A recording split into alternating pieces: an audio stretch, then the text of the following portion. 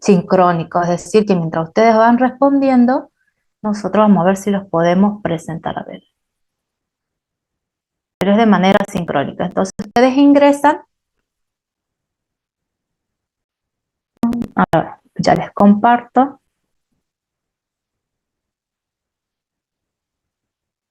No sé si, como les digo, está. Sería así, pero me parece que le tengo que compartir. Como les digo, estamos a prueba. La idea es que los mantenga activos.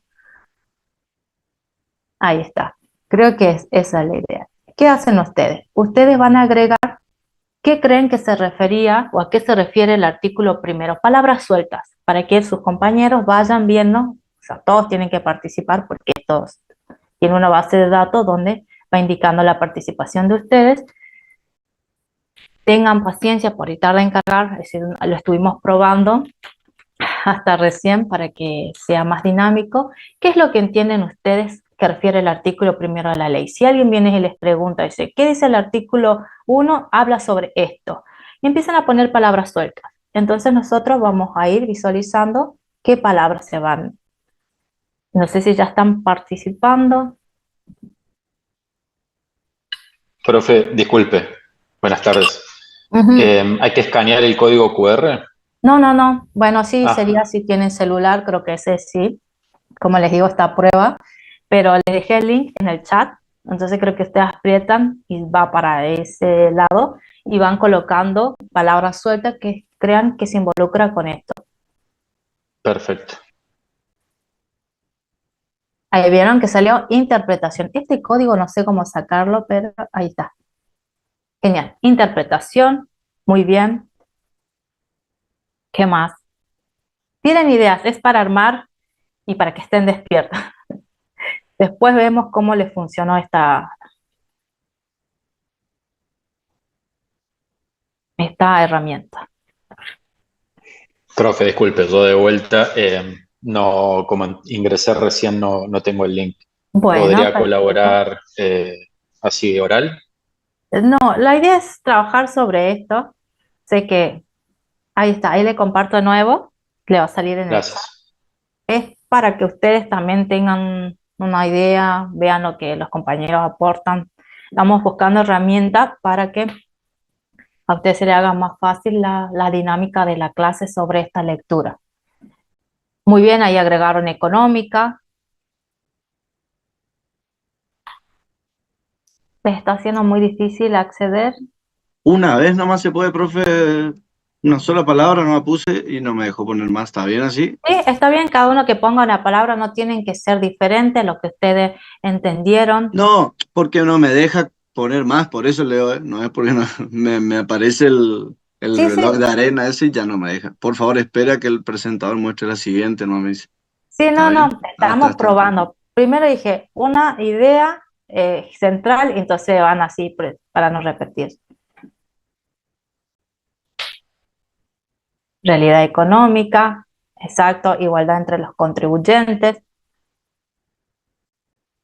Hasta eso voy mirando realidad económica, monología. Perfecto, van apareciendo otros elementos que trabaja este artículo primero de la Ley de Procedimiento Tributario.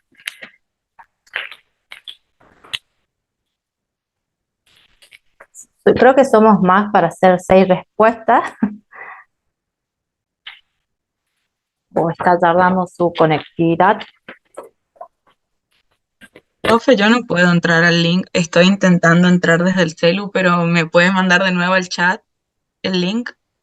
Sí, por supuesto.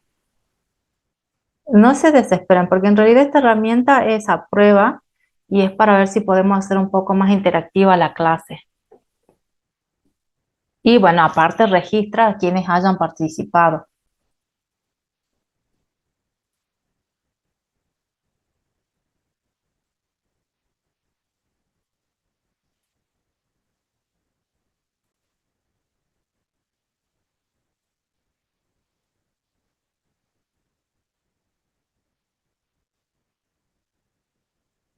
Muy bien, alcance de la norma,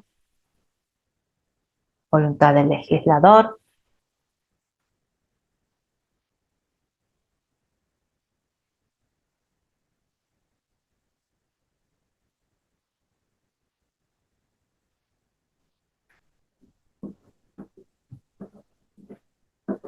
¿Siguen participando o quieren que pasemos a las otras? Muy bien, ahí sale derecho privado. Perfecto. Bueno, mientras siguen participando, vamos a leer un poco lo que comprende este artículo primero, que le pasamos, la ley comentada, el procedimiento tributario, y que habla e incorpora un elemento que no suele estar en materia de interpretación de otras normas jurídicas. Si vemos, dice que las leyes impositivas están sujetas a su régimen, se atenderán al fin de las mismas y a su significación económica. Entonces, en cierto modo, pauta una forma de interpretar la norma tributaria atendiendo principalmente a la finalidad y a la sustancia económica. Si bien ustedes van a ver autores, como les recomendamos, el caso de García Vizcaíno, que parece que está más concentrado, más explicado lo que son los métodos de interpretación general y dentro de lo que es la norma tributaria, van a ver que esta norma, la idea de la sustancia económica, surge en el año 1919 en el ordenamiento jurídico del Reich. ¿Qué es lo que se buscaba detectar? Más allá de que toda interpretación de una norma es una interpretación jurídica, se buscaba detectar y no perder de vista la finalidad de la norma. Toda norma de carácter tributario lo que tiene es un aspecto, una sustancia económica. Entonces, cuando va a direccionar lo que es la interpretación, si leemos el caso de García Vizcaíno, sostiene que no es un método de interpretación, sino más bien una herramienta para permitir ejecutar una disposición de carácter tributario. No obstante, al momento de evaluar lo que trataría cada disposición normativa en materia tributaria, se tiene que tener en cuenta cuál fue la finalidad.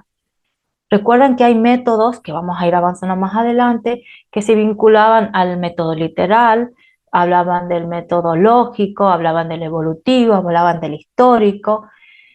Entonces, es contextualizar un poco por qué se creó la norma, cuál era la finalidad y cuál es la finalidad, pero también de carácter económico. Más allá que exista una interpretación jurídica, no hay que desconocer que responde a una finalidad específica.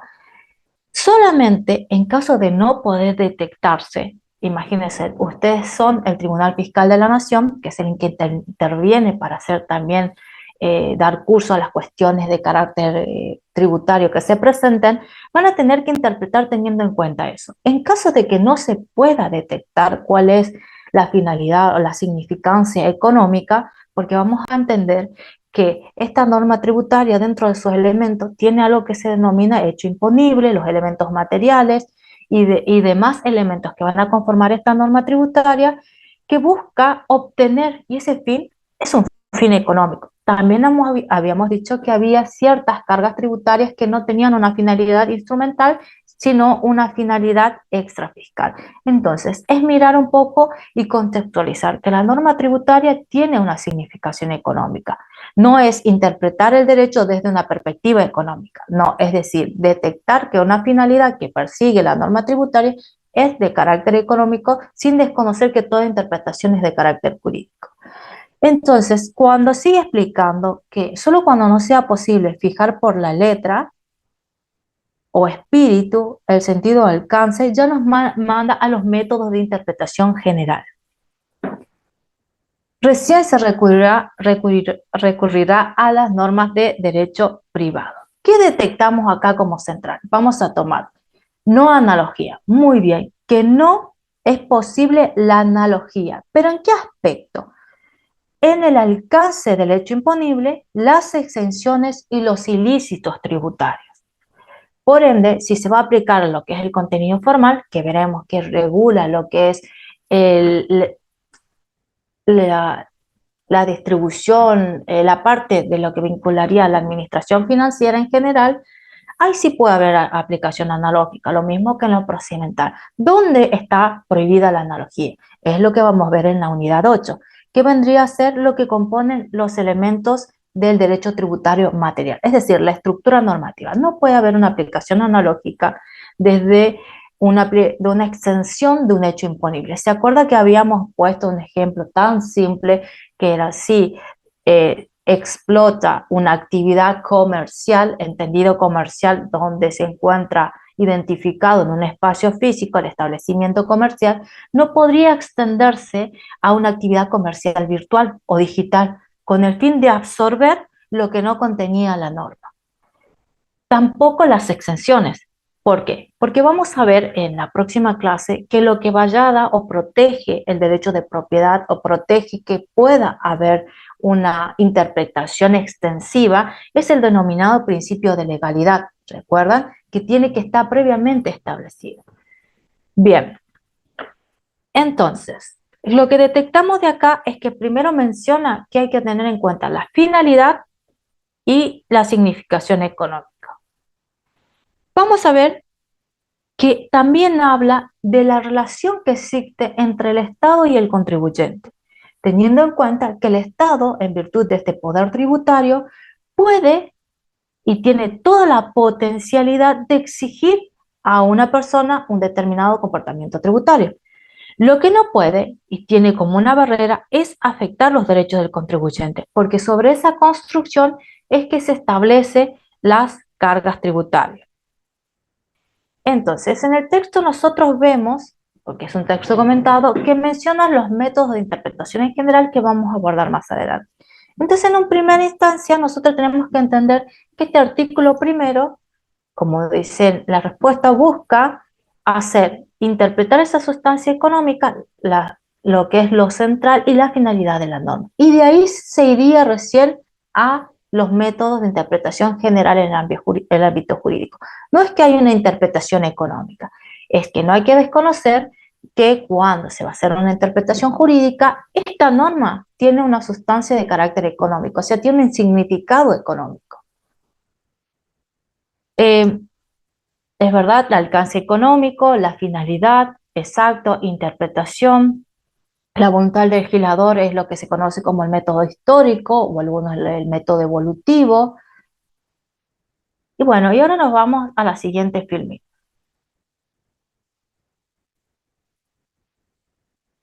¿Qué pensaron que trata el artículo 2?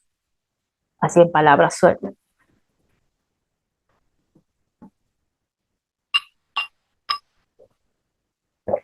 Buenas tardes, profe. El artículo 2 habla del principio de realidad económica. Claro, pero tienen que participar ahí con palabras sueltas. Entonces, después vamos a salir de esto y vamos a empezar a explayarnos sobre eso. Excepcional, muy bien. Excepcionalidad.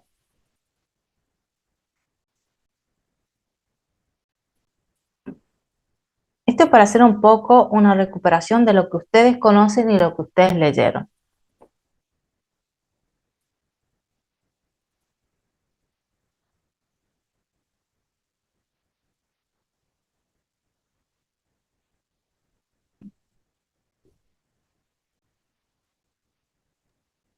Profe, perdón, no estoy entendiendo.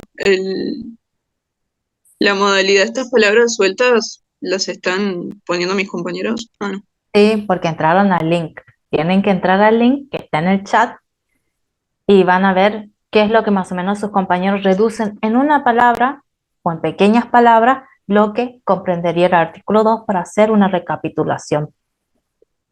Entonces, una forma de participar y obtener participación de ustedes en algo que genera muchísima confusión al momento de rendir el examen. Muy bien, hasta ahora tenemos 10 respuestas. Habla de la realidad económica, algunos dicen que es una estructura inadecuada, los actos. Ustedes van viendo lo que escriben sus compañeros. Voy a ir al artículo 2 mientras tanto.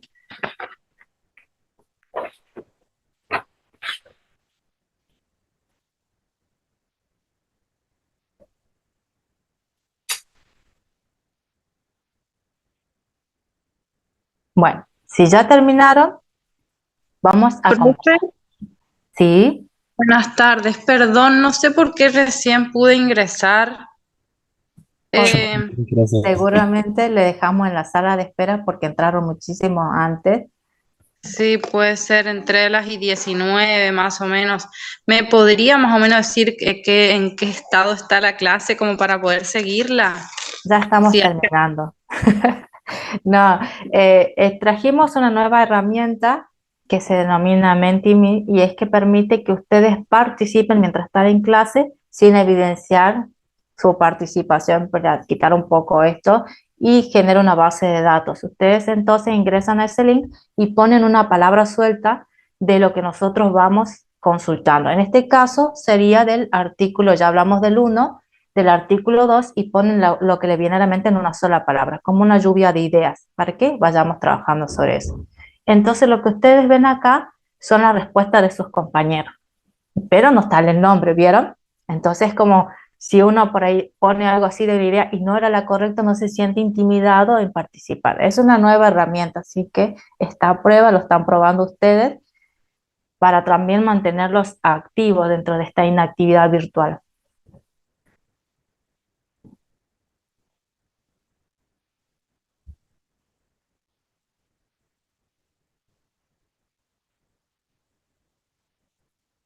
Bien, como vieron acá el artículo 2, ¿quién se anima a leerlo?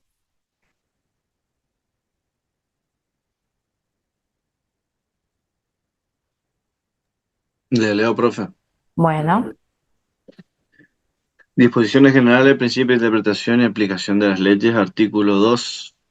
mm, Para determinar la verdadera naturaleza del hecho imponible, se atenderá a los actos, situaciones y relaciones económicas, que efectivamente realicen, persigan o establezcan los contribuyentes.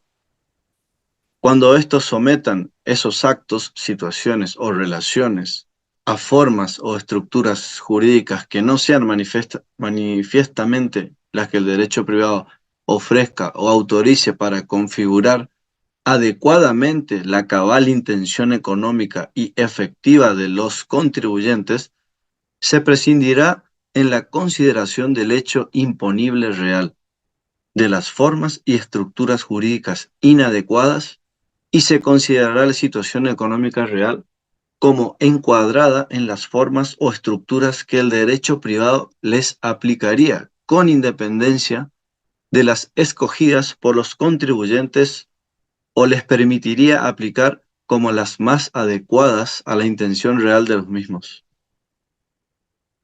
muchas gracias. Entonces, como vemos la respuesta, ahí tienen, hay algunos que hablan de actos efectivos, atender la intención real, porque después vamos a ver que hay una intención real y una intención jurídica, que también mencionan la excepcionalidad, es de carácter excepcional, no puede continuamente generar una disrupción, está supeditado al órgano ejecutor de la captación de los recursos, así que tiene que tener en cuenta, tiene que tener la certeza de que hay un acto que se oculta bajo una forma jurídica cuando evidencia una realidad económica diferente. Ahí también hablaron de intención económica, tomar en cuenta para ello los actos del contribuyente como parámetro para generar esa distribución entre lo jurídico y lo económico. También se habla de la estructura inadecuada. Entonces, como dice ahí, apartarse de los formalismos. Si ya participaron, hasta ahí cierro esto.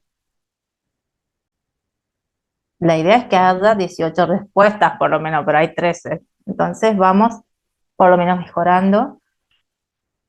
Y vamos a salir del compartir pantalla. Dejamos de compartir. Y ahí estamos. Bien, ¿qué les pareció esta herramienta? Voy a salir de acá porque me mandó a mí al final. Bien, ¿qué les permitía esta herramienta? Más allá que les seguramente tenían que conectarse y desconectarse. Les permite un poco detectar los ejes centrales. ¿Sí o no? ¿Fue práctico, no práctico? Sí, profe, está bueno, la verdad. En realidad dice que tiene para despertar. Sí, Sirve para la estadística, profe, de ustedes, ¿verdad? sirve Un para control para decir, bueno, quién estuvo, quién no estuvo. Debería claro, y es incorporar el Zoom, eso. si es para mantenerlos activos para que puedan participar y también detecta la participación de aquellos que están comprometidos a participar. Bien, la idea de esto es que también los motive. Son herramientas que se trabajan actuales motivadoras para que ustedes también puedan ver visualmente algo que a una persona hablando, sí, moviendo las manos y ustedes ya dejan de mirar. Bueno, la idea es más o menos tomar y recapturar esas palabras centrales para que ustedes puedan también, en momento ya van a ver cuando avanzamos sobre contenido que ustedes no leyeron, que va a ser de mayor utilidad. Bien, más o menos, ¿quién se anima a explicarnos, a comentarnos qué decía, más allá de que explicamos, el artículo 2? ¿Con qué se relaciona y por qué existe una suerte de diferencia, más allá que hay una linealidad interpretativa con el artículo primero? Porque este es tema de examen y siempre suelen confundirse entre el uno y el 2, los mezclan así. Profe, yo también entré tarde como mi compañera, no sé por qué el Zoom no me permitía. Le iba a preguntar si me podía volver a explicar el artículo 1. O sea, esa fue la interpretación ¿cuál fue la interpretación, la económica, o cómo fue la interpretación que hacía la doctrina, si mal no me equivoco, No, ahora que vamos a son más o desmenuzar menos eso. Era, solo criterios? sí, era soltar ideas, pero ahora vamos a trabajar Ok. exactamente en eso. Entonces, tienen que decir qué diferencia encuentran entre uno y otro, porque así era la idea de esta lectura dirigida que tenían que leer para que podamos hacer esta devolución. Profe, bueno, yo el artículo 2 lo que entendí fue que es como un método de interpretación alternativo, de excepción, como bien dijeron mis compañeros en el gráfico, por el hecho de que se ve una desarmonía, si se quiere, en las relaciones económicas que el sujeto mantiene o quiere mantener. Eh, y lo que está, digamos, regulado, lo que tiene sustento jurídico. Como que se ve un desequilibrio entre lo que es la realidad y eh, lo que se tiene prueba, digamos. Entonces lo que se hace en estos casos es ir a la situación económica real. Y de esta manera, independientemente de las formas inadecuadas que pueda haber llevado las relaciones económicas, el sujeto en cuestión, poder llevar a un equilibrio, si se quiere, entre lo que es su capacidad, digamos, fiscal y lo que tiene que aportar, con mis Sí, muy palabras, bien. mis propias palabras. Está orientado en ese punto. El tema del principio de la realidad económica se basa en un principio regente dentro del ámbito tributario que va a orientar la actividad de los órganos encargados de efectivizar las recaudaciones.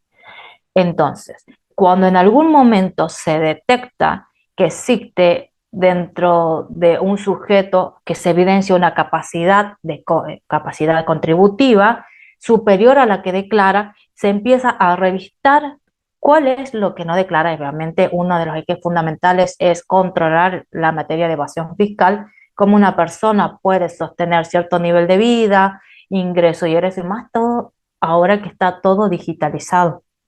Es decir, uno realiza una compra, lo hace virtual, o sea, quedan esas denominadas huellas digitales.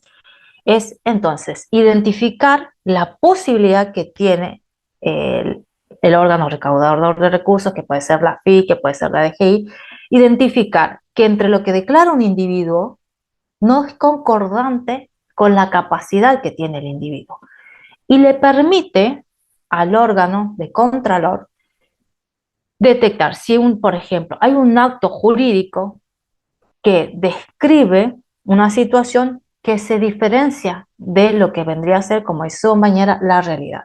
Lo bajamos más simple, un ejemplo, y también lo conocen, no quiero entrar al ámbito societario, porque no sé cómo van ahí, pero también se relaciona con esto la idea de la teoría de la penetración, que se va gestando para desnudar las verdaderas formas y las construcciones o intervenciones económicas. Bueno, en el ámbito tributario sería, por ejemplo, que siempre usamos IR simple, si alguien, ustedes alquilan,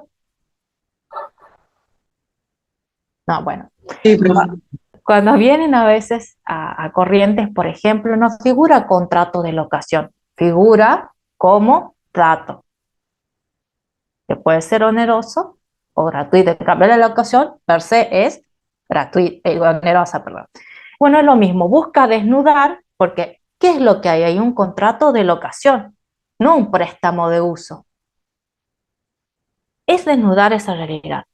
Más grande la podemos hacer. Por ejemplo, ustedes hacen figurar una donación y en realidad están vendiendo una propiedad. Entonces, el acto jurídico es perfecto, se van, celebran las partes, le acompaña, tiene todas las formalidades exigidas y requeridas por la ley y cumple en absoluto todos los actos necesarios para ser considerado dentro de la estructura jurídica una donación.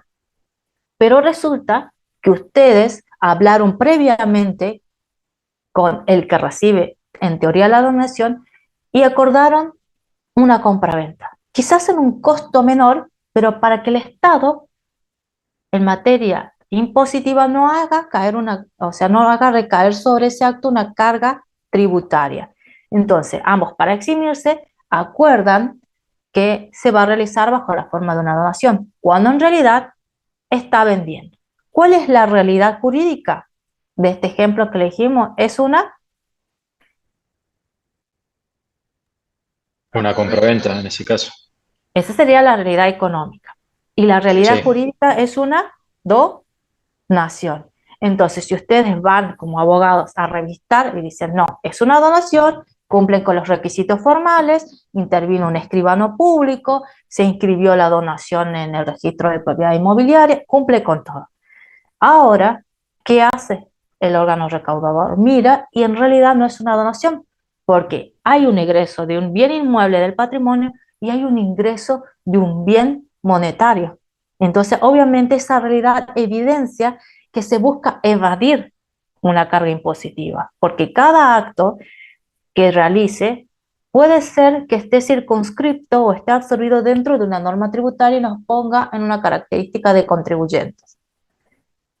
Eso es lo que trata esto de la realidad económica. ¿Cuál es Profe, la...? disculpe, ¿puedo hacerle una consulta?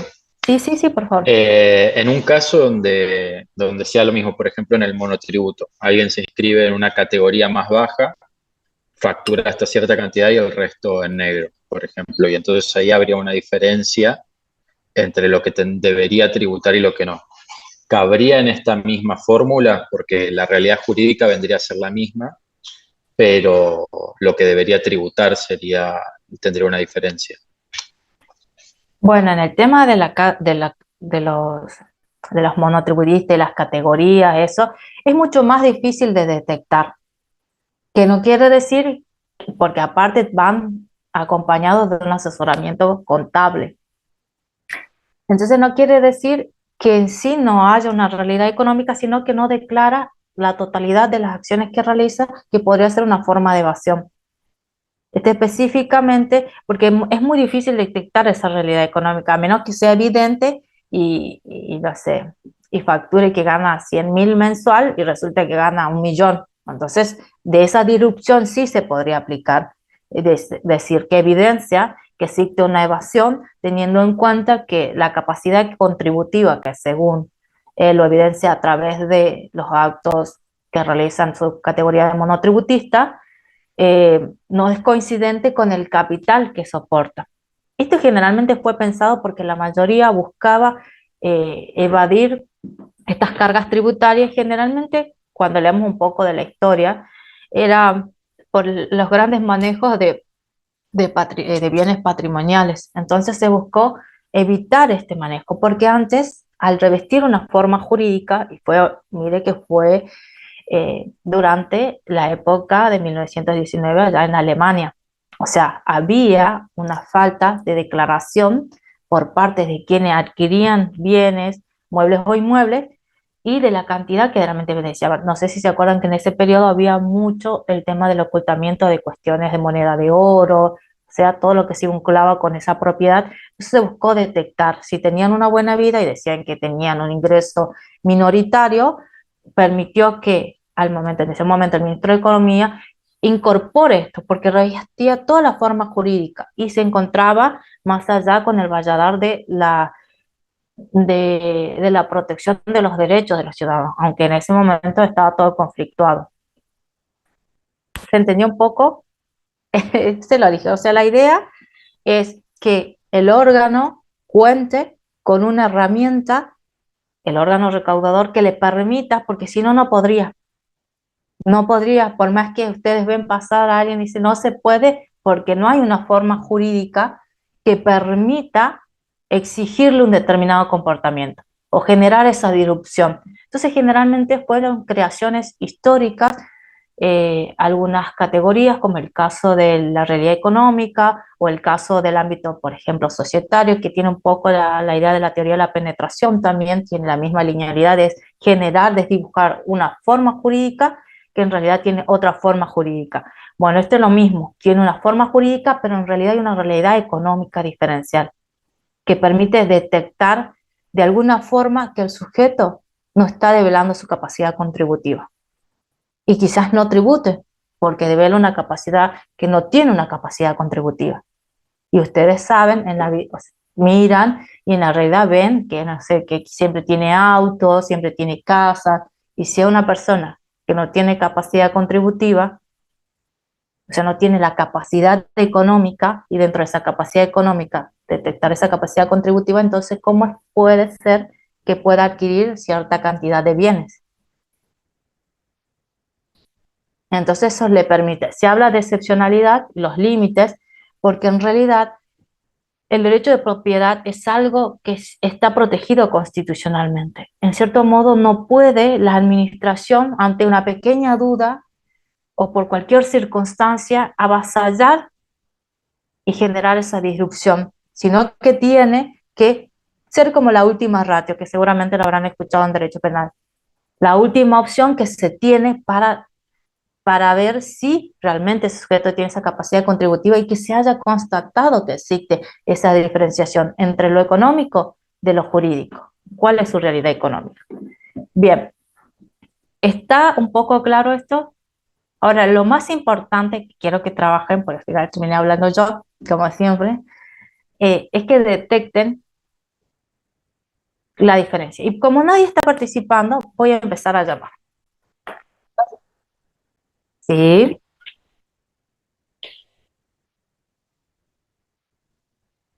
Y bueno, si ya nos vamos, porque exactamente muy válida la pregunta de su compañero, existe el derecho tributario penal que establece ciertas sanciones dependiendo de la característica del acto que haya desarrollado. En algunos se basa en multas económicas, en algunos llegaría a ser dependiendo de, por eso digo de la categoría, pero eso ya forma parte del derecho tributario penal.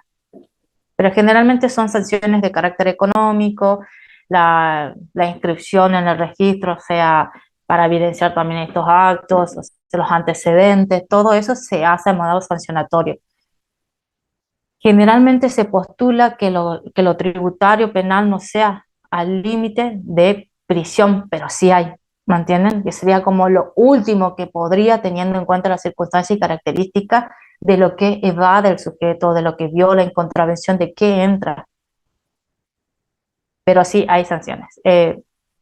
Profe, con respecto al tema de la diferencia, ¿puedo participar? Sí, sí, sí, por supuesto. Puede ser que el artículo 1 hace referencia a la interpretación para la aplicación de una norma cuando no está claro qué fue lo que quiso decir el legislador, y en el artículo 2 habla cuando hay una incongruencia en los hechos, o sea, hay un hecho, un acto que no se sabe qué es, o como una situación de la realidad que no se condice con la realidad jurídica, y entonces para ver en ese caso puntual si corresponde aplicarle, no sé, por ejemplo, un régimen o el otro, se aplica, bueno, lo que dice el artículo 2. Sí, perfecto. Ahí está muy claro la diferencia porque ustedes ven, yo creo que el error de interpretación también por ahí viene porque cuando van a leer García Vizcaíno, que es la que yo les recomiendo, que concentra todos los métodos en forma sintética y clara, sin incorporar tanta parte histórica, ella dice que el artículo primero no es un método de interpretación, o sea que en la realidad económica no es un método interpretativo, sino es una herramienta que dispone la estructura tributaria para poder primero aplicar la norma tributaria. Creo que de ahí viene la confusión, pero está claro como diferenció su compañero. Yo creo que al momento de rendir el examen también es un poco esa suerte de confusión, decir uno, dos, y uno tiene que diferenciar. Primero, como dijo el artículo 1, trata dentro de esa categorización los métodos de interpretación y ahí ya a entender lo que es la finalidad, la sustancia económica, de lo que dice el artículo 2, una herramienta que dispone los organismos encargados de la recaudación o cualquier órgano habilitado de revisar un acto jurídico que encubre una realidad económica diferencial para dar lugar, bueno, si fuera el caso, como le decía su compañero, al derecho tributario penal en el caso de que correspondan sanciones y algunas cuestiones contravencionales. Bien, ahí está bastante claro, no hay duda al respecto. Bien, vieron, más allá de que se les haya pasado que dentro de eran 3 hojas, ¿no? Y vi que participaron solo 2 compañeros y 3 quizás. Es entender un poco que ahí en el que le pasamos menciona en forma somera lo que son los métodos de la interpretación de la norma tributaria, pero donde está coordinado, conforme estuvimos mirando, por eso tienen que mirar un poco el programa, es lo de García Vizcaíno, que está subida ayer justamente estuve mirando que el libro esté disponible y que estén identificados. Entonces, cuando vamos a ver, dice interpretación de la norma tributaria, aplicación de la teoría general de la interpretación jurídica, métodos, la realidad económica, la analogía. Entonces, ahora vamos a pasar a hacer poco de nuevo lo que hicimos hace rato. Está además reiterar que los que tienen que participar están obligados a participar, y bueno, los demás tienen que participar igual. Les compartimos la otra nube de ideas que ustedes tienen que ingresar para que vayan colocando sus ideas. Va a haber sobre cada método en particular, métodos en general, que ustedes ya estudiaron en todas las asignaturas, ¿sí o no? Todas las asignaturas hablan de interpretación, aplicación de la norma tributaria en el tiempo y en el espacio. Entonces, dentro de estos métodos interpretativos, tienen que señalar lo que recuerdan de eso. Ahora les voy a compartir y voy después a compartir la pantalla. Me tienen que avisar si les fue complicado ingresar. Lo veo que la mayoría sí pudo ingresar a Sí, profe, yo puedo ingresar, pero tengo que escribir, tipear el link en la computadora, por eso tarda un ratito. ¿Quieren que les pase al grupo? Quizá ahí pueden abrir desde su celular. Sí, porfa, profe. Entonces, también lo pensé porque usan celulares, pero digo, bueno, quizás es mucho ¿Puede más. pasar acá también, profe, igual? Sí, les voy a pasar para los dos. Ahí va y ya les paso acá. Está pensado para que participen, pero después podemos pensar y decir, bueno, si funcionó, le quitó dinámica a la clase, lo que es este. Mientras tanto, yo voy a reingresar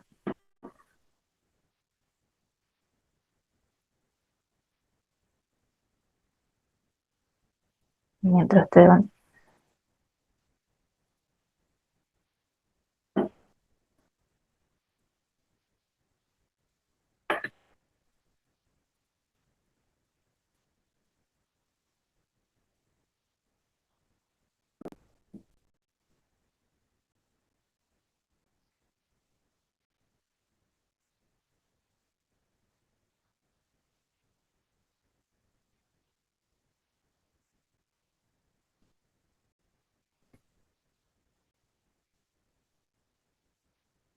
Me dijeron como que este es muy bueno, pero vamos a ver si funciona con ustedes para también detectar las ideas. Le cargué el WhatsApp.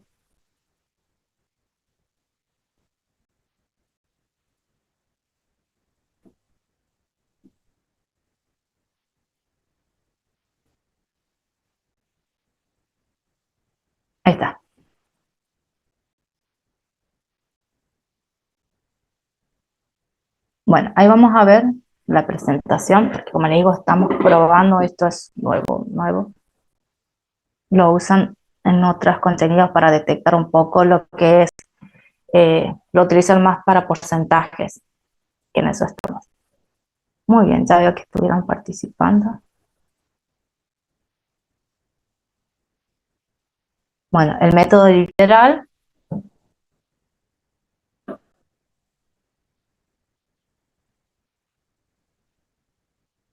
Bueno, más o menos, ¿qué recordábamos del método literal? Que toma el significado, la gramática, la etimología, busca recapitular, es decir, interpretar lo que está en el texto, las palabras del texto.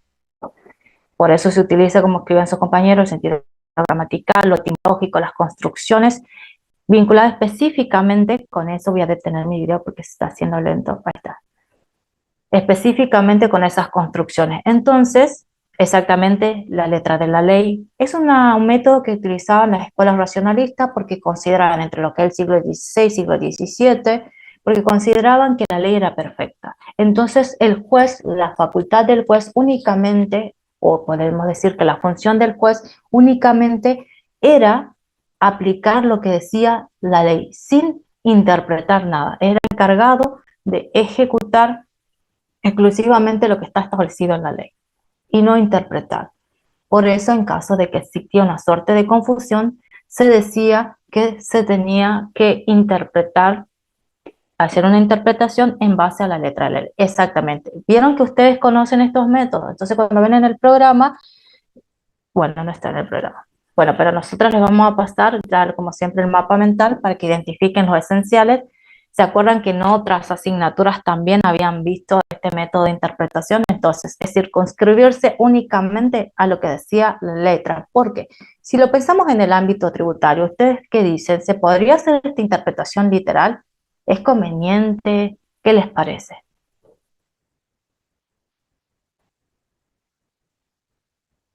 Muy bien, esto que dice se basa en el texto escrito, porque también en eso se concentra el método literal, es sin salirse de lo que está contenido en la estructura normativa. Y si lo miramos en el ámbito tributario, ¿qué detectan ustedes? Yo creo que siento que hay que realizar una interpretación restrictiva de las normas tributarias. Este sí sería un método posible de interpretación. Exacto, tiene Sí, razón para su mí compañero. también, porque, o sea, leí como que más allá de que dice que se tiene que atender a la significación económica, eso no quiere decir que sea parte de lo jurídicamente, de lo jurídico, digamos, o sea, que el método literal para mí también habría que tenerlo en cuenta, porque que se atienda a la significación económica no necesariamente tiene que ser opuesto a lo que dice la norma jurídica, digamos.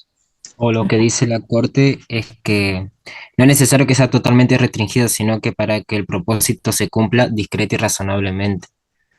Exacto, ahí se incorpora la noción dentro del método lógico, la razonabilidad que propone la Corte.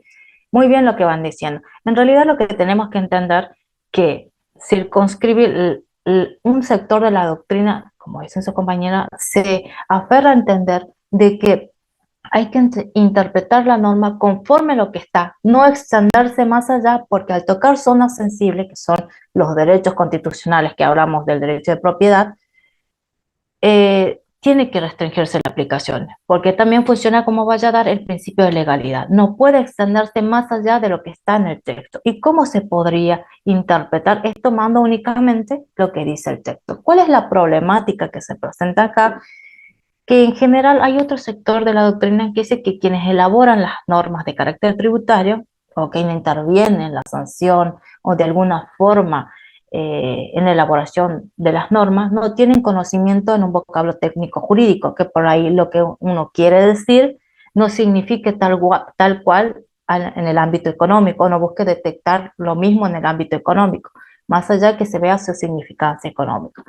Por ejemplo, si vamos a interpretar, se suele dar un ejemplo así literal, pero esto es todo construcción de la doctrina. Tengan en cuenta que así como ustedes tienen una postura que les parece que el método literal es adecuado, otro sector considera que no, son posturas.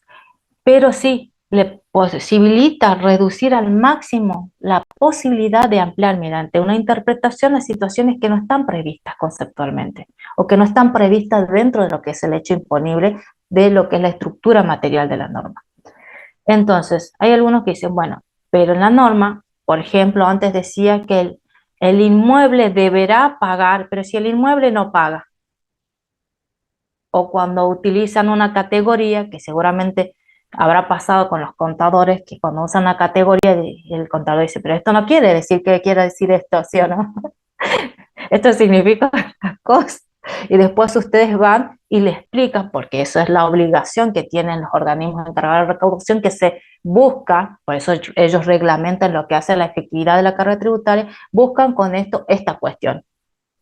¿Y eso por qué pasa? Porque hay mucho uso de, de conceptos de carácter económico, diferenciar lo que realmente es entendido el concepto económico. Entonces, ese es un problema. Pero también, como dice la Corte, ha sido coincidente en circunscribirse a entender y interpretar dentro de esa estructura sin salirse, porque se ha visto que muchas veces el Estado, en virtud de esta intención de recaudar, va también a aplicar que se extienda esta interpretación a situaciones que no están previstas dentro de la norma. Como decíamos, la evolución en el ámbito comercial no quiere decir que se va a aplicar también la comercialidad a lo que era virtual, cuando toda la estructura normativa circunscribe a un elemento central que es el lugar de residencia del establecimiento principal de la explotación de su actividad económica. Entonces, en el caso digital habíamos dicho que no hay una residencia permanente, sino que es virtual. La comercialidad es de carácter virtual. Es por eso que en muchos casos no se circunscribió o no se impuso una determinada carga tributaria. ¿Qué es lo que tienen que saber ustedes de esto? Por ahí, para no ingresar mucho en profundidad, pues si no quita lo dinámico. Está muy bien lo que pasaron acá. Tienen que identificar qué es la letra de la ley, el sentido gramatical, lo etimológico, como dijeron sus compañeros, el sentido restrictivo, la cortesía coincidente, tener en cuenta las palabras. Y ahora nos vamos al segundo, que es lo que comprende el método lógico, que por ahí su compañero nos dio una pequeña también introducción desde la postura de la Corte.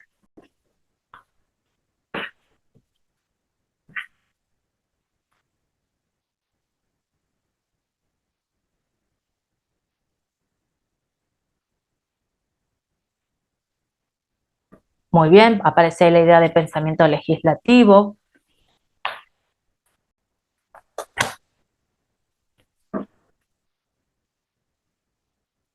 Perfecto, ratio legis, la finalidad de la norma.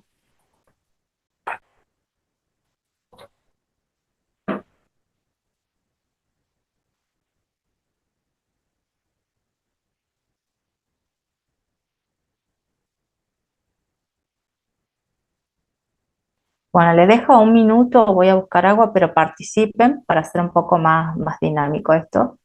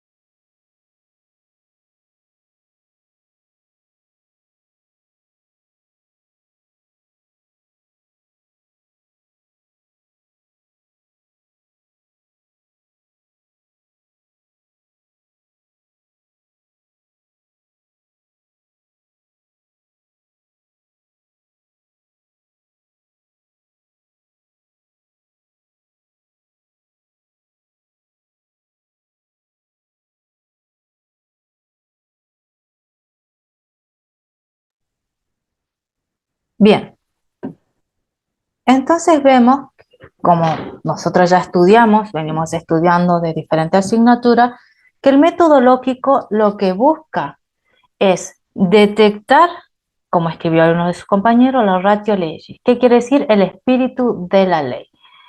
Busca tomar en cuenta cuál fue la finalidad de la norma, más allá de lo que vendría a ser el otro método, que es el histórico, tomando en cuenta la voluntad del legislador. El lógico busca exclusivamente ceñirse a la finalidad y dentro de ahí ingresa lo que implica la razonabilidad que habló la Corte. Tiene que hacerse y que incluso está contenido donde en el artículo primero de la Ley de Procedimiento Tributario. Entonces, ¿qué dice? Tienen en cuenta la finalidad, es decir, cuál fue, y de esa finalidad, y nos suma la Corte, incluso tiene que tenerse en cuenta todo el contenido que rodea la estructura jurídica. Es decir, que si nosotros en algún momento tenemos dentro de lo que es el ámbito tributario alguna duda sobre lo que quiere determinar cierta norma jurídica o cierto artículo, tenemos que analizar primero la norma en conjunto, porque supone que existe una conexión y un vínculo con las restantes normas, o sea, hacer una interpretación integral, la finalidad. ¿Qué nos permite detectar esto? El espíritu de la ley. ¿Cuál era la finalidad de la ley al momento de ser sancionada? ¿Cuál es? ¿Cuál es la finalidad en sí? Y la norma tributaria, en cuanto a interpretación, incluso avanza hacia decir la significancia económica, sin desconocer que tiene un significado de carácter económico. ¿Qué es lo que pasa si habla de una interpretación discreta y razonable? Que puede ser que esa interpretación discreta y razonable pueda ser amplia o restrictiva.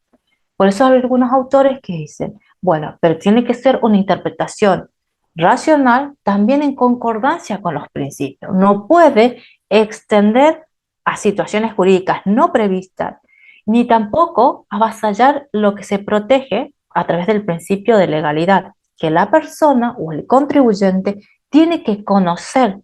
Y si existe alguna duda, en ese caso no se podría ampliar la interpretación, se tendría que dejar donde está en el eje central, porque puede afectar al contribuyente, teniendo en cuenta que todo está pensado dentro de esta estructura de relación entre el Estado y el contribuyente. Entonces, no puede ir más allá de lo que debería hacer. ¿Se acuerdan? Con nosotros concuerda conforme al principio de legalidad. Por eso también se habla de esta lógica de discrecionalidad y razonabilidad, pero en muchos casos también busca limitarse. Van a ver que hay autores que no consideran que tendría que ampliarse la interpretación o recorrerse. Van a ver que incluso Recasensichet habla de logos humanos, entendimiento, razonabilidad, pero siempre restrictiva. En el área tributaria siempre restrictiva. ¿Por qué? Porque así también sería, por ejemplo, si se aplica en el ámbito penal. Sería si se aplica en ámbitos donde puedan entrar en colisión derechos fundamentales. Entonces, la característica parte de la norma tributaria es brindar a la seguridad jurídica, que nosotros tengamos la seguridad de que la conducta está comprendida dentro de la norma tributaria y por lo tanto hace emerger una obligación tributaria de si no está. Esa es la estructura que debe tener la norma tributaria. Y por ende, en caso de duda, no se podrá extender más allá de lo que no se estableció. Y sobre todo en elementos fundamentales, como en el caso de la integración de la norma tributaria que mencionaba no la analogía, en el hecho imponible, las exenciones y los beneficios. Ahora vamos a ir, esto está clarísimo, ¿no? Porque ustedes ya lo vienen trabajando en otras asignaturas. Ahora nos vamos al otro método, el histórico.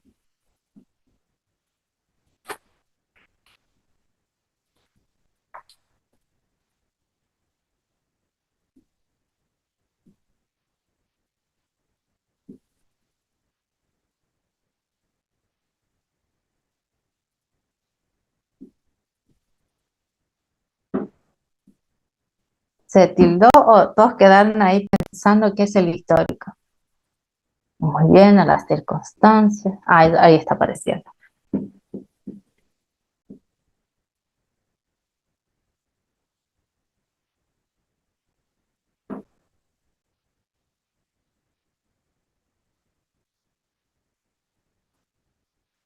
Bien, exacto. Como van diciendo algunos de sus compañeros, lo vi cambiaron mucho en el tema de las circunstancias, el valor histórico, el tiempo histórico.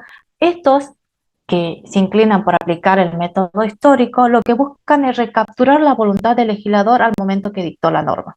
Es decir, tomar en cuenta todo el contexto que rodeó la sanción de la norma para poder detectar la voluntad del legislador. O sea, qué circunstancia, qué contexto histórico, social, económico, y bajo eso poder dilucidar la voluntad. Para eso nos dice, se recurriría a los debates parlamentarios, a, lo, a los mensajes que habían entre el Congreso y el Poder Ejecutivo, diferentes circunstancias. ¿Qué es lo importante acá en el tema del histórico?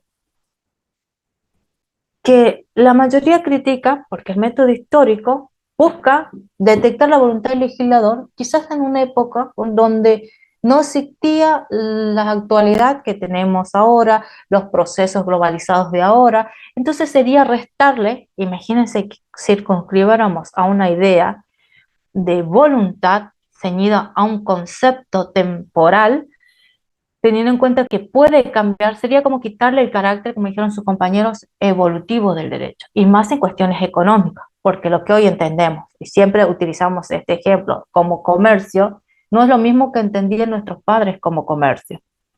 Entonces, en este sentido, es detectar así de simple, como ustedes están detectando específicamente, es la voluntad del legislador recapturado en un tiempo histórico para poder entender cuál era la intencionalidad de dictar determinada norma, pero como también pusieron, afectaría la evolución del derecho, le quita el contenido evolutivo al derecho.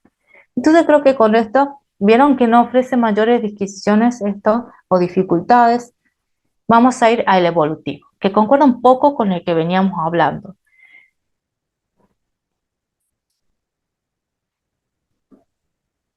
Y creo que esa es la última filmita.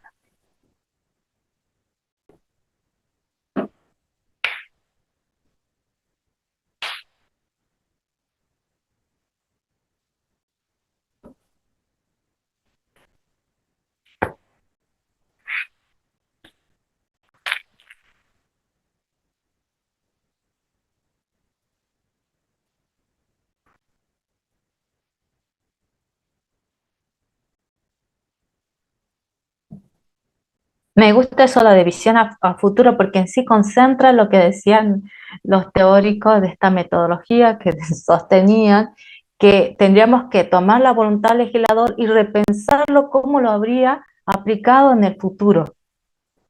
Suena un poco complejo pensar que pensaría alguien en un tiempo si lo aplicara en situaciones confusas, porque aparte lo que lesiona es lo que necesita todo contribuyente, que es la seguridad jurídica. Ustedes piénsense en materia de ser contribuyentes. Como contribuyentes, ¿ustedes qué necesitan? Seguridad jurídica, porque ingresan dentro de una carga tributaria o no ingresan. Y cómo esto puede afectar o no su derecho de propiedad. Entonces necesitan tener una carga de seguridad respecto a si deben o no cumplir una obligación tributaria. Incluso si se ven acogidos o no por el beneficio, por las exenciones o por determinados beneficios. Porque si no está especificado en la norma tributaria su sentido y alcance de forma clara o que no ingrese ninguna especie de dudas y que no dé lugar a una interpretación amplia, porque si no, imagínense los beneficios o las exenciones, si lo interpretamos en forma amplia, podría darse lugar que se favorezca a determinados sectores. Entonces, ¿qué es lo que tienen que entender del evolutivo? Es tomar la voluntad del legislador, según estos teóricos, y repensarlo. ¿Cuál hubiera sido la voluntad del legislador hoy?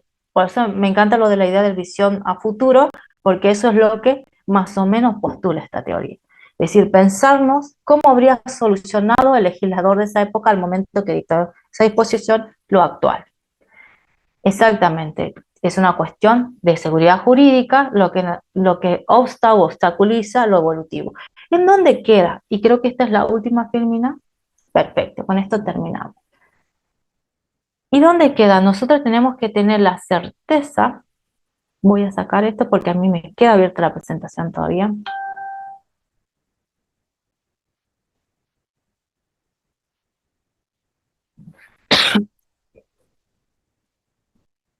Estoy con el tema de la garganta, disculpen. Bien, ¿dónde quedan todos estos métodos? Estos métodos generalmente los vimos que se puede aplicar en el derecho privado, perfectamente, ¿sí o no?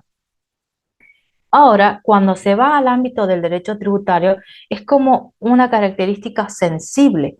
¿Por qué? Primero, ya existe, cuando veamos la aplicación de la norma tributaria en el tiempo, ya existe una mirada diferente a lo que es derecho adquirido. Porque versa o puede afectar lo que es el derecho de propiedad. Bien, ¿qué es lo que tenemos que saber de esto? Que lo primero que es artículo primero, ¿sí o no? Significado y su finalidad y su significancia económica. Si no se puede detectar, vamos a los métodos de interpretación general restrictivos, porque no puede ampliarse, sobre todo en qué, en lo que es el derecho tributario material, es decir, los elementos de la norma tributaria. El hecho imponible, los sujetos, el cual no se puede ampliar, está como está. Beneficios, incluso en la comisión de ilícitos tributarios. Eso es lo que tenemos que detectar. En caso de no resolucionarse, recién se iría a lo que aplica el derecho privado. ¿Qué más tenemos que saber? ¿Qué es el método literal?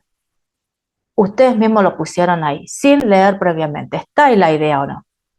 Método literal, palabras de la ley. Método histórico, voluntad del legislador. Evolutivo, voluntad del legislador. Visión al futuro, ya se acuerdan, y lo van construyendo conceptualmente. O sea, tomar la intención, el metodológico, que es el que también postula la Corte en algún momento de que se presentan ciertos conflictos, bueno, más allá de que pase por el Tribunal Fiscal de la Nación, que es el que interviene también para resolver cuestiones vinculadas a lo tributario, es en atención al contexto de la norma, finalidad e interpretar la norma en conjunto.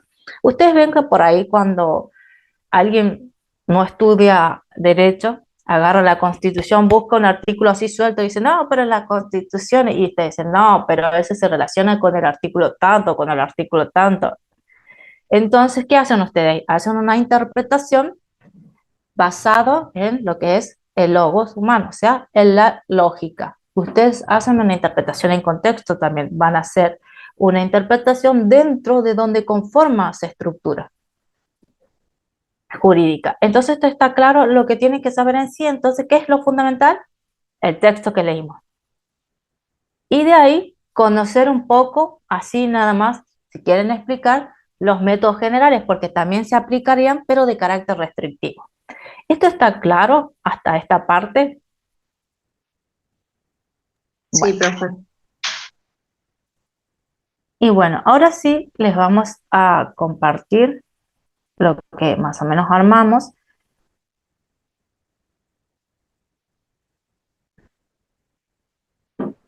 La idea de esto, que lo aplicamos ahora y quizá lo apliquemos para la unidad 9, lo de la lluvia de ideas, no sé si les sirve visualmente, porque la idea es que también estén conectados sin estar conectados. ¿Les sirve, no les sirven? Ven que sus compañeros también tienen la misma idea del instituto que ustedes en forma anónima, da mayor dinamismo, ¿no? Para ustedes que quizás les cuesta participar un poco más. O se Sí. A les mí me gustó, está muy bueno lo que se está implementando. Aparte también le quería preguntar si íbamos a tener acceso a la lluvia de ideas, capaz en el campus, si se eh, puede, porque está bueno para acordártelo suelto en el momento del parcial, va a servir un montón, después vos podés construir el concepto y me gustó. sí, yo no sé si son muy lentas las computadoras de ustedes o demás, pero se comparte por captura de pantalla todas las ideas que tenían sus compañeros, capturamos así y nos sale quien dijo algo, dijo, ah, no, quiero borrar, ya no puede borrar, pero está ahí sin que sepan quién es. Entonces ustedes pueden aprender sus propios errores sin sentirse evidenciados, por así decirlo. Porque estamos en un proceso de construcción de aprendizaje, así que es lógico que nosotros tengamos una idea y después se genere esto. ¿O alguna vez escucharon hablar del principio de realidad económica? en algún lugar? No, la primera vez. Claro, entonces eso es propio, y si usted pregunta, ¿qué van a un examen? Lógicamente vamos a tomar, qué sé yo, el método literal o el de la realidad económica. De la realidad económica. Entonces eso es lo que ustedes tienen que ir detectando en base a esto. Bien, después igual pueden dejar sus comentarios si les pareció. Son ideas para que estén activos porque es lógico que cansa mucha virtualidad y les entiendo perfectamente.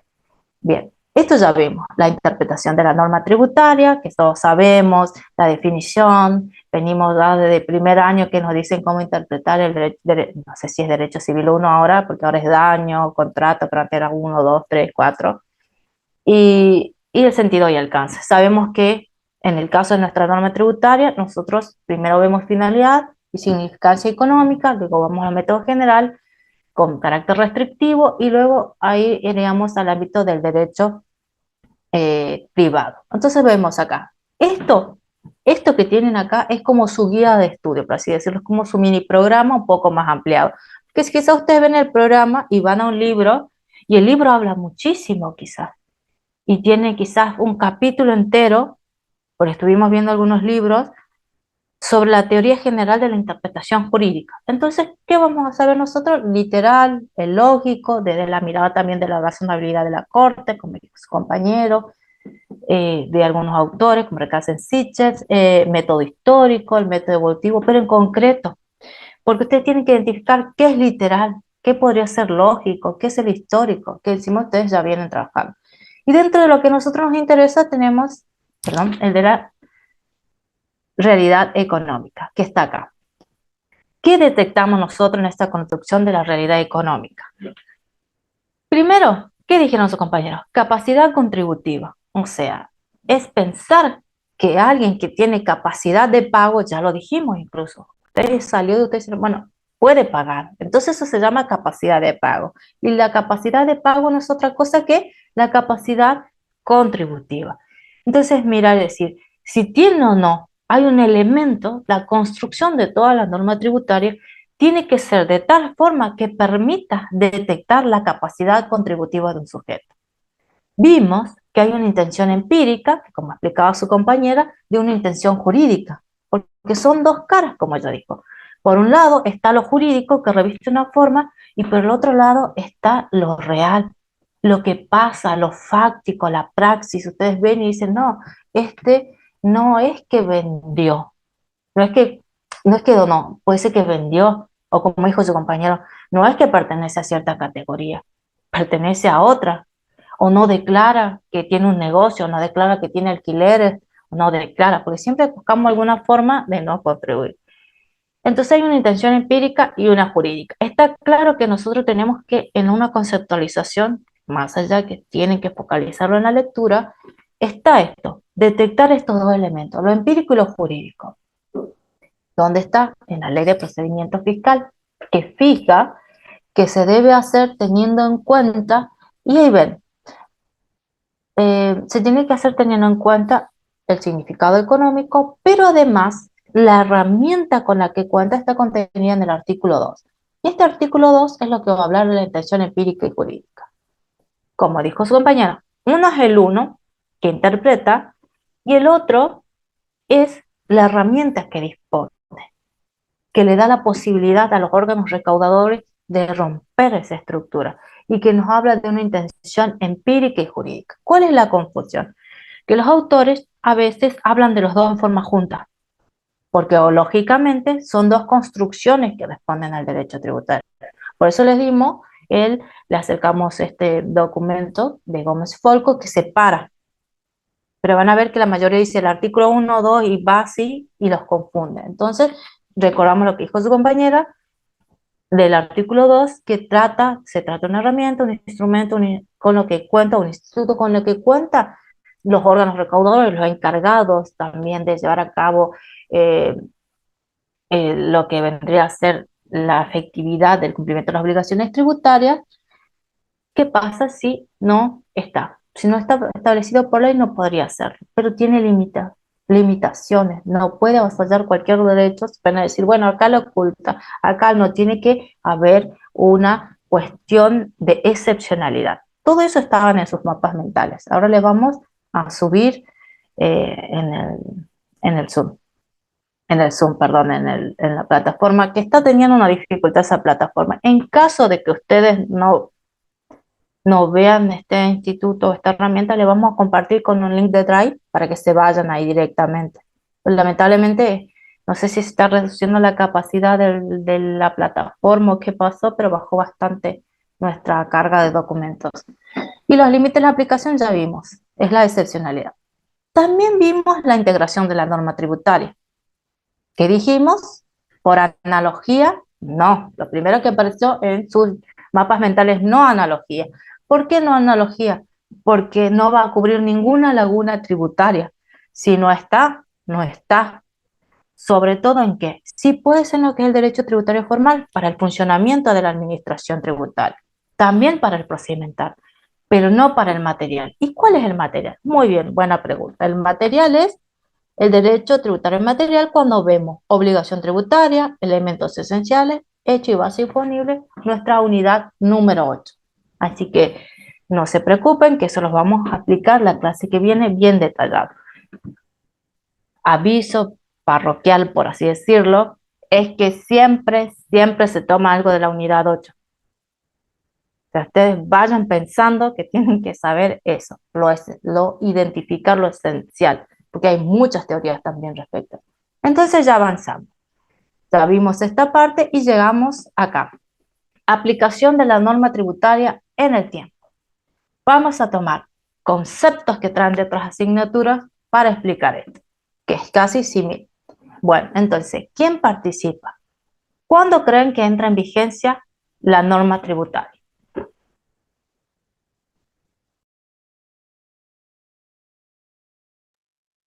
A partir de su publicación. Exacto. ¿Y qué pasa si no se publica? O sea, Y es eso, desconocida por la sociedad.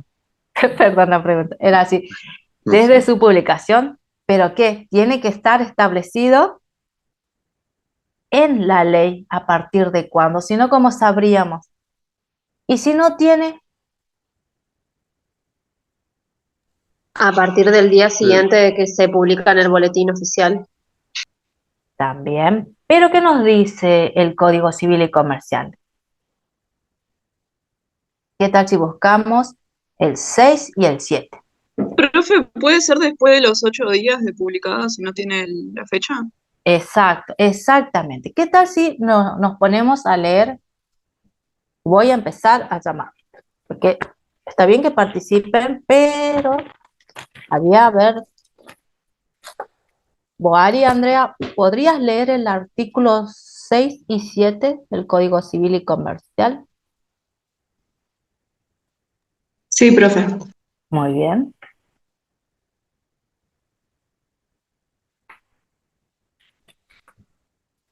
Si no mal recuerdo, porque acá justamente no tengo mi código. Empiezo por el 6, profe. Bueno, perfecto. Modo de contar los intervalos del derecho. El modo de contar los intervalos del derecho es el siguiente. Día es el intervalo que corre de medianoche a medianoche.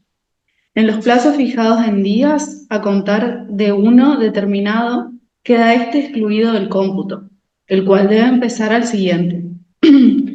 Los plazos de meses o años se computan de fecha a fecha. Cuando en el mes del vencimiento no hubiera día equivalente al inicial del cómputo, se entiende que el plazo expira el último día de ese mes. Los plazos vencen a la hora 24 del día del vencimiento respectivo. El cómputo civil de los plazos es de días completos y continuos, y no se excluyen los días inhábiles o no Perdón, laborables. me confundí. Artículo 5, perdón, Sí. 5 y 7. Tendría que estar en las firminas porque las individualicé, pero no se actualizó. 5 y 7. Gracias, Andrea. ¿Podrías Artículo leerme? 5, Ujú. vigencia. Las leyes rigen después del 8º día de su publicación oficial. o desde el día que ellas determinan. Muy Y el bien, entonces, 7, vieron que sí, la vigencia es cuando ellos determinan o a partir de los 8 días de su publicación en el boletín oficial. Ahora sí, artículo 7. Eficacia temporal. A partir de su entrada en vigencia, las leyes se aplican a las consecuencias de las relaciones y situaciones jurídicas existentes. Las leyes no tienen efecto retroactivo, sean o no de orden público, excepto disposición en contrario. La retroactividad establecida por la ley no puede afectar derechos amparados por garantías constitucionales. Las nuevas leyes supletorias no son aplicables a los contratos en curso de ejecución, con excepción de las normas más favorables al consumidor en las relaciones de consumo. Y ahí terminaría. bueno, muchísimas gracias. Entonces, ¿qué detectamos de esto? Que entra en vigencia la norma tributaria cuando ellos determinen, y si no, a los 8 días de su publicación en el boletín oficial. Hasta acá vemos que son lo mismo que nos venían explicando en las otras asignaturas, ¿verdad? Y el principio general es que las leyes no tienen efecto retroactivo, sean o no de orden público, salvo disposiciones en contrario. Ahí vamos a fijar un parámetro. ¿Por qué? Porque en el ámbito, y habíamos hablado del derecho tributario, no puede brindar esa posibilidad de que se establezca una carga tributaria con efecto retroactivo. ¿Por qué? Porque si seguimos leyendo, dice, no pueden afectar derechos adquiridos o amparados, no puede afectar derechos amparados por garantías constitucionales. Bueno, antes se hablaba de derechos adquiridos.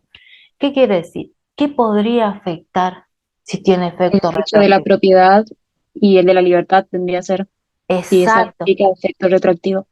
Entonces no tendría efecto retroactivo. O sea que en el área tributaria no hay un efecto retroactivo. No es posible. Y se empieza una discusión, que les voy a dar un ejemplo, porque es una discusión doctrinal, de cómo es el tema. Miren, si así una cuestión que ya parece a prima facie que está resuelto, es, bueno, no tiene efecto retroactivo, listo. Pero ¿qué pasa con los efectos que estaba sustanciándose un hecho imponible y que sus efectos van a ser a futuro después de la entrada en vigencia en esta ley? ¿Qué pasa? Se absorberían esos efectos y entraría dentro de esa carga tributaria, y hay una discusión ahí. Es tan fina la línea porque algunos consideran que si el hecho se produjo más allá que los efectos se puedan producir con la entrada en vigencia, imagínense ustedes compran o venden algo y lo que se produce es hecho justo a posteriori entra en vigencia, ustedes ya tenían un derecho adquirido. O lo que pasa con la problemática cuando ustedes presentan una declaración jurada y entra una carga tributaria a regir que impone que ustedes deben pagar esa carga tributaria o que entran en determinada categoría, pero ustedes al presentar esa declaración jurada ya adquieren el derecho de propiedad de algo que ustedes consideran que cumplieron y no puede afectarle, sino que tendría que regir para futuro. Y existe una discusión. Algunos hablan de derecho adquirido, otros de efectos adquiridos. Lo importante es que nosotros detectemos que acá. Detectemos que la norma tributaria no tiene efecto retroactivo. Después esas cuestiones menores las pueden leer, sí, porque están en los autores que explican un poco estas teorías, pero lo importante es que ustedes detecten que las normas tributarias no podrían tener efecto retroactivo en principio. ¿Por qué? Porque van a afectar derechos constitucionales, que es el derecho de propiedad y sobre todo la libertad, disponer libremente de los bienes y además, perdón, se me fue la idea, y, y además tener en cuenta que esta libertad que ustedes tienen también es una libertad de carácter patrimonial. Una vez que algo ingresa a su patrimonio, pasa a ser, o sea, alguna vez un derecho que ustedes, una obligación que cumplieron o no debían cumplir en ese año, pasa a ser algo que ustedes se incorporan dentro de su patrimonio. Entonces, para explicarlo en forma simple, ¿qué es lo que tenemos que entender?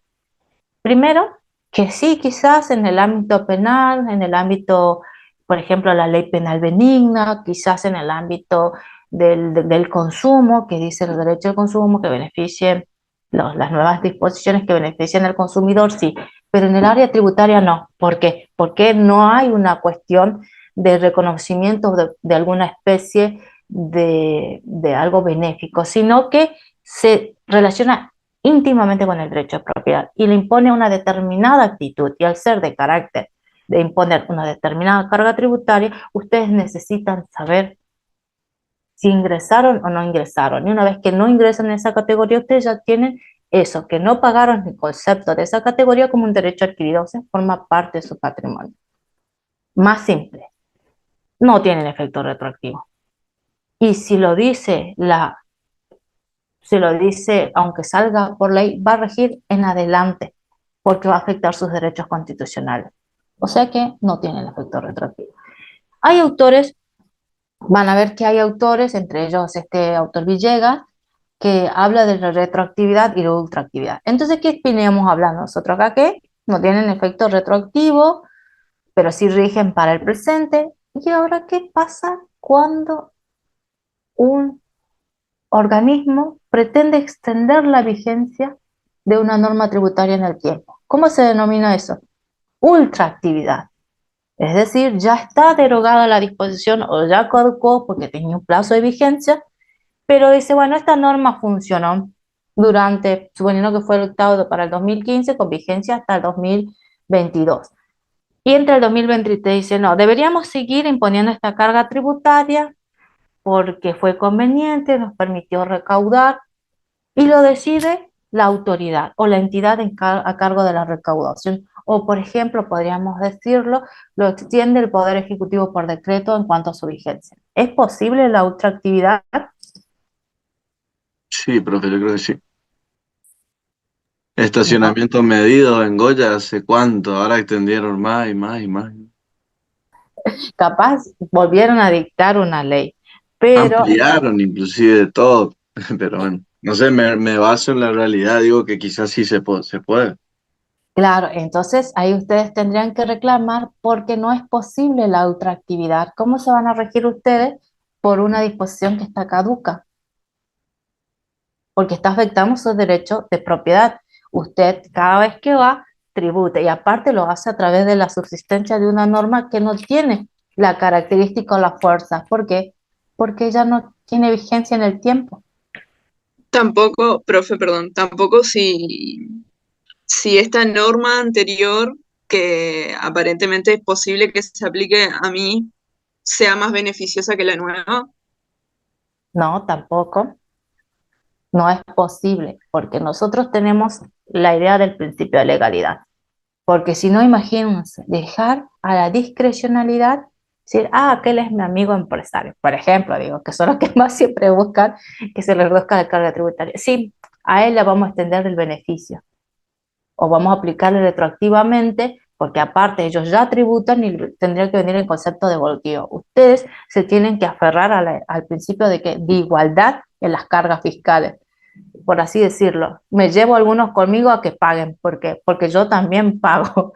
O sea, no puede haber beneficios ni exenciones de ninguna clase. Todos estamos en la misma categoría. Si evidenciamos una carga tributaria, todos deberíamos pagar esa carga tributaria. Igualdad en las cargas fiscales.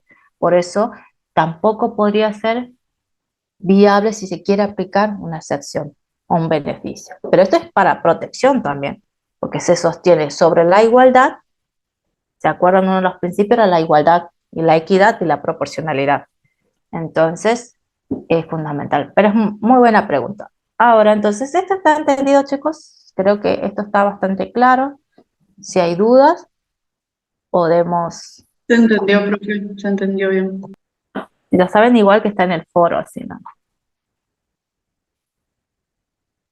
Y ahora, no sé si me fueron ustedes. Ahí está. Después tenemos norma tributaria en el espacio. Van a ver que para ejercer la potestad tributaria siempre nos pensamos, como dijo su compañero, por ejemplo, en municipios, después están las provincias, después está la nación, y ahora nos pensamos dentro de un contexto globalizado. En un tiempo hubo las regiones, y ahora todo es globalización. Entonces, ¿cómo es o cómo cada estado va a ejercer una potestad tributaria? Tengamos en cuenta que antes quizá era más fácil determinar quién se encontraba sujeto a una carga tributaria, porque no es que existía una movilidad tan afluente como ahora. Y existen diferentes principios que van a establecer dónde se ejerce la potestad tributaria o qué principios se ciñe cada estructura jurídica. ¿Esto por qué se establece? Por el hecho de que se quiere evitar la doble imposición tributaria. Es decir, que ustedes tengan que pagar acá y pagar allá por una misma actividad, o que exista un exceso de carga tributaria, teniendo en cuenta que no puede ser de carácter confiscatorio. Entonces, está estas formas de distribución de la potestad tributaria. Depende de cada estado y cada estructura impositiva va a determinar qué principios se siguen. El de Profe, nacionalidad. por ahí entre los estados suelen hacer como acuerdos para evitar la doble imposición, ¿no? Exactamente, y van a elegir uno de los principios o de uno de estos para determinar a quién le correspondería la potestad tributaria. Pero está muy bien, sí, suelen hacer acuerdos regionales para evitar también que quitarle el incentivo a desarrollar actividades económicas que impliquen relación con dos o más países.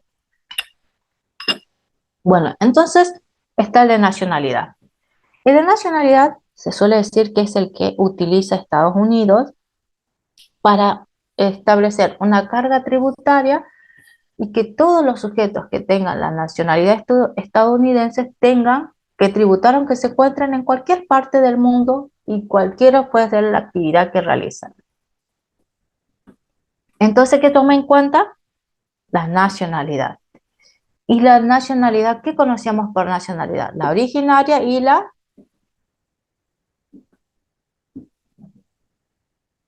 por adopción, ¿se acuerdan?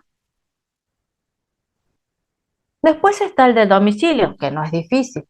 Esto también está en García Vizcaíno, muy simple para que ustedes puedan entender. El de domicilio, ¿qué es? Donde nosotros vivimos y tenemos nuestro asiento o establecimiento de vida permanente, a diferencia de la residencia.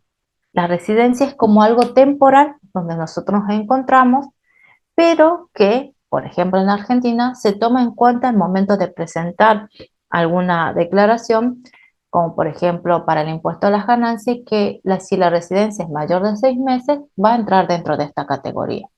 Y utiliza el criterio también de la renta mundial.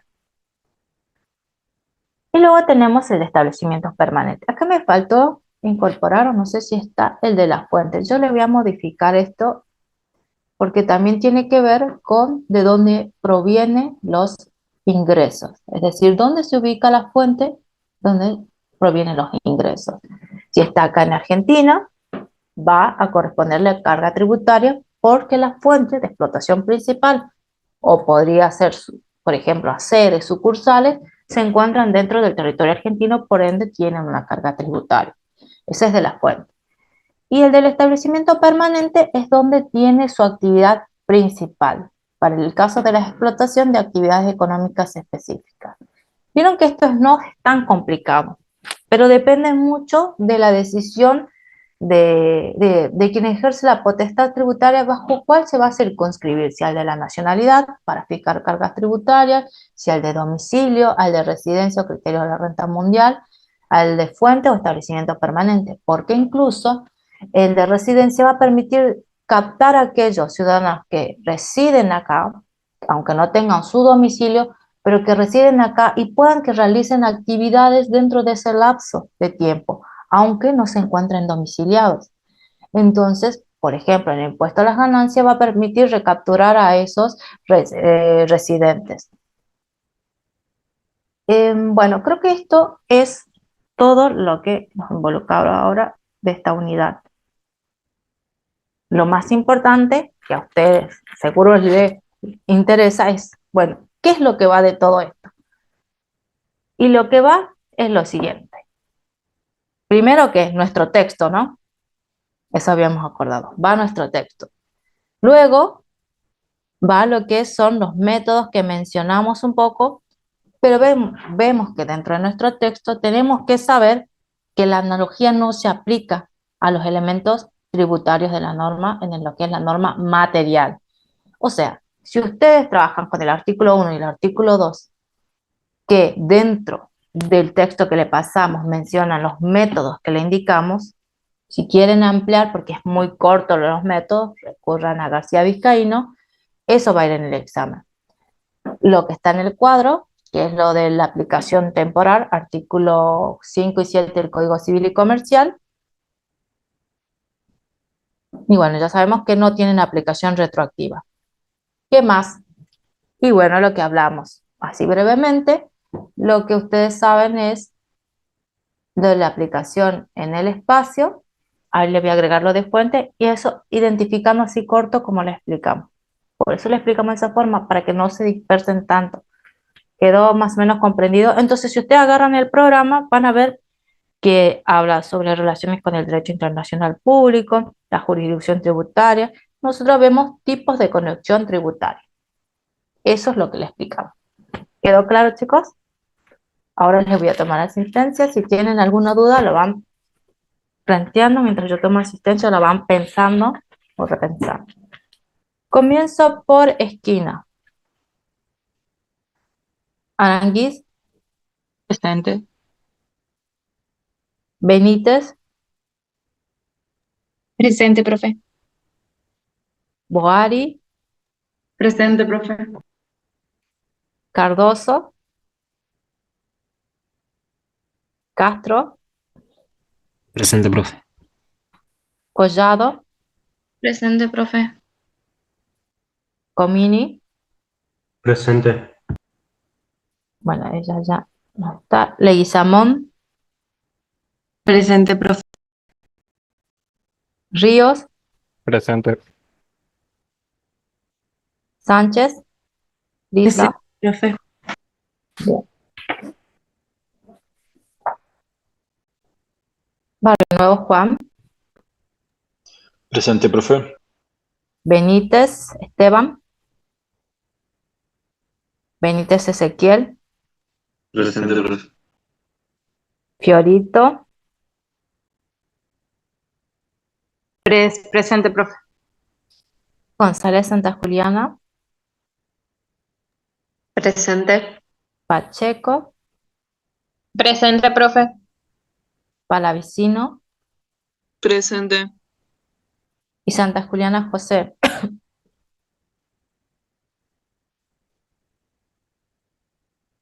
Bueno, lo veo, pero no le escucho. Le pongo presente. No se preocupe.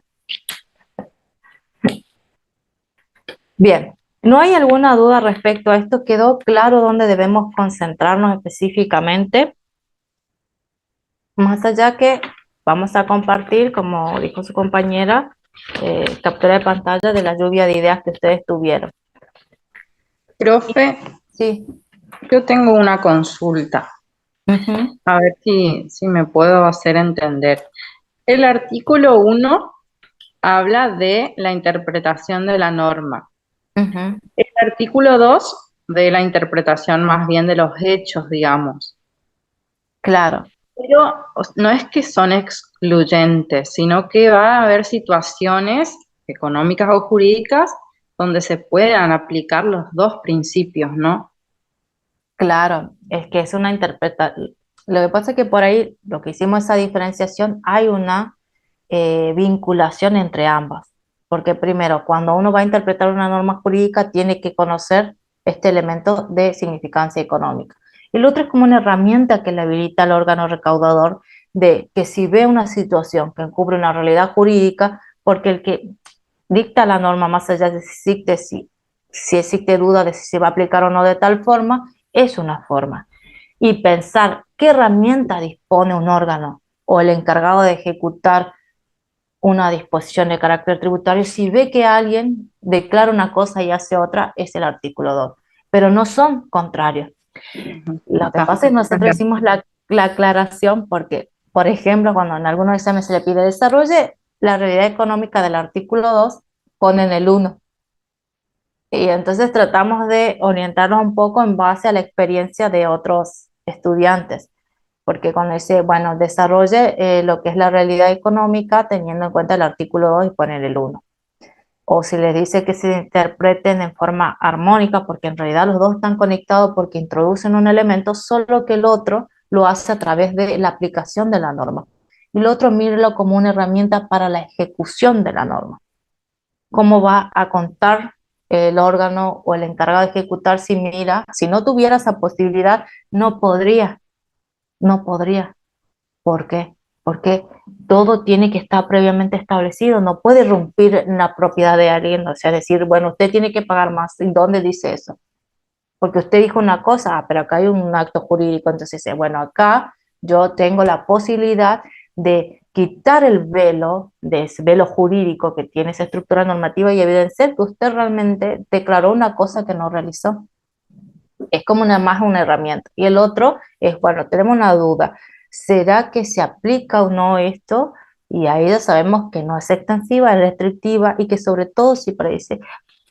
¿Para qué estaba esta estructura normativa? ¿Se acuerda la finalidad de esta norma? Porque a veces la redacción, más allá de que, como habíamos comentado, la redacción de alguna o la elaboración de una norma tributaria no siempre interviene personas que tengan conocimiento en el área económico-jurídica, puede ser que utilicen términos que no sean los adecuados y que los contadores que incluso, como le había comentado, miran y dicen, no, pero esto no quiere decir esto, y sin embargo se aplica eso.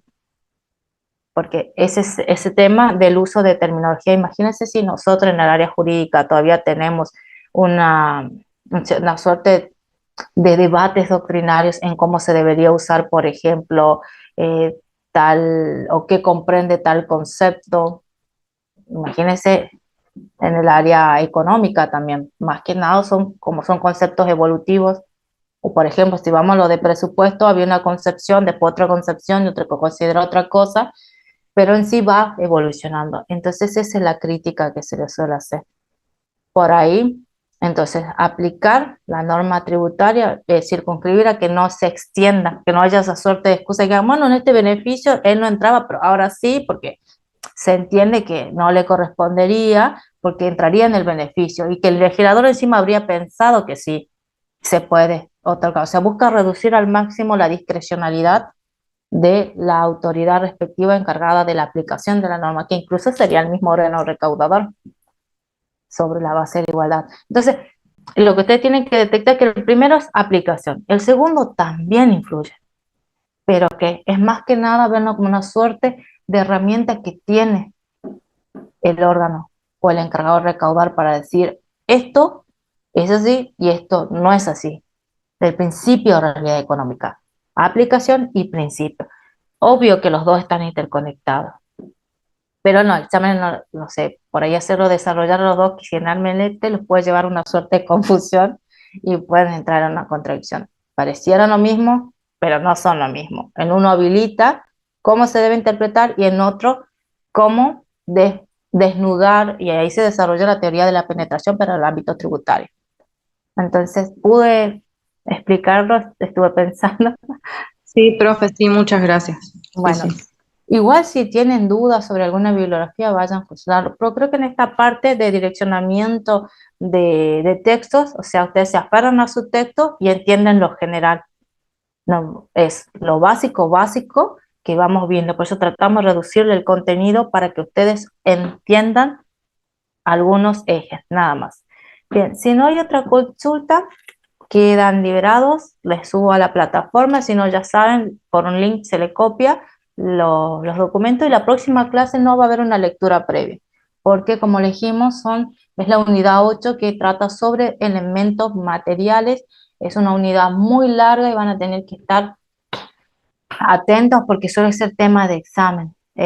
No es engorroso, pero sí, tienen que detectar. Vamos a ver si trabajamos directamente con la presentación del año pasado, que tenía todo desarrollado para que ustedes trabajen con esa presentación profundizando directamente.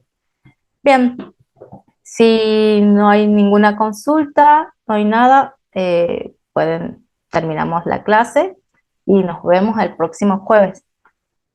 Listo, profe. Gracias, profe. Adiós. Gracias.